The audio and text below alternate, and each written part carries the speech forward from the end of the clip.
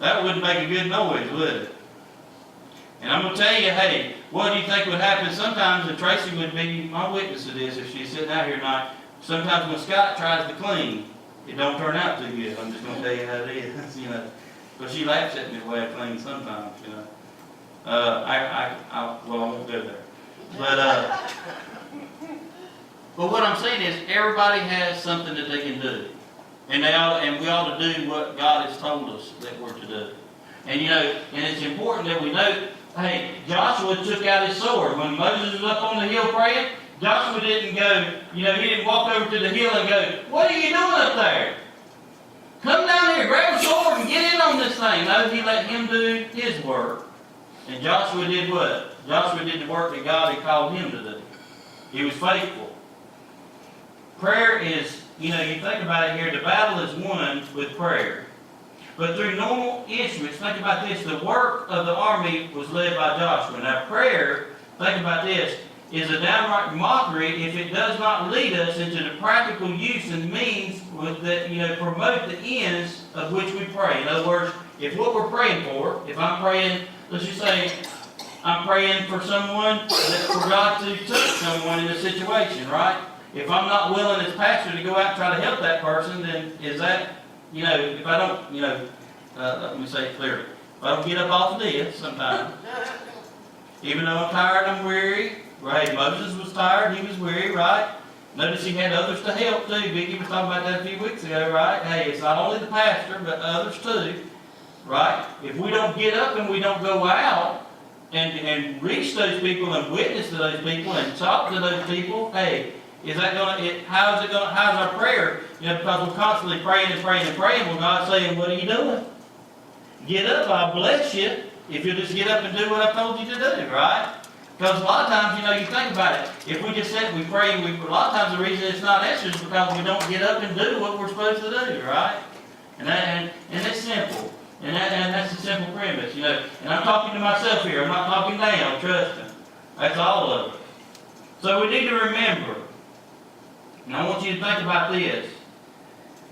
Here it says that if we were to write at the end of this, it talks about in verse 15, they built an altar, right? And he's talking about it back in 13 and 14, how that Joshua discomforted Amalek, and basically they whooped up on them. Let me just put it down in redneck term. They whooped up on them, right?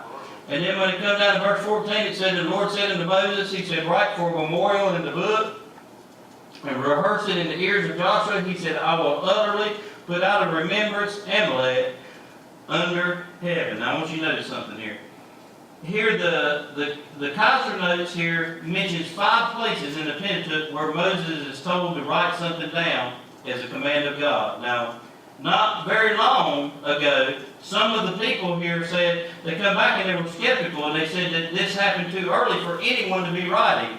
Do you know that recently they have proved that men had already been writing at least 1,500 years before Moses ever gave the command to write? Now that's interesting, ain't it? You know, it just proves that we ought to come to Sonlight Baptist instead of Discovery Channel, amen? And I like that. Because when you look at it, it's important. Amalek had, you know, think about this. He said, I will utterly blot out the remembrance of Amalek from under heaven. Amalek from under heaven. Now think about this. He had a special guilt and shame here in the attack because why? Amalek had the shame of being the first nation to make war against Israel. Amalek also had the shame of going out of the way to attack Israel. In other words, it was unprovoked. And Amalek had the shame of actually fighting against God. Now Moses here builds an altar, and on the altar he puts, the Lord is my banner. Let us say, this is where I'm going to end it tonight. Let us say that in the fight against this flesh, that the Lord is my banner. Jehovah Nissi is my God. When you look at it, it's very important because, hey, it's Christ that is our banner. He's the one that died. He shed his blood. And that blood is it's dipped in blood. That banner is dipped in blood. And that blood is when God looks at us, hey, that's what he sees, Keith. He don't see me. And I thank God he don't see me. A lot of people like to think of God, hey, I think that they you know, they'll, maybe it's singing, maybe it's playing, maybe it's preaching, maybe it's anything, that they like to think of God looking down at them and going, boy, he's just so good, you know. You know, boy. You know, I thank God that when God looks at me, He sees Christ. Because that banner is displayed. That blood is between me and Him. And it's Christ that, hey, it's not any righteous thing or any goodness that I've done, but it's that righteous banner that is displayed between me and God. And I think that tonight, if you don't get anything else, is the most important thing that you can have in your life. If you'll bow your head.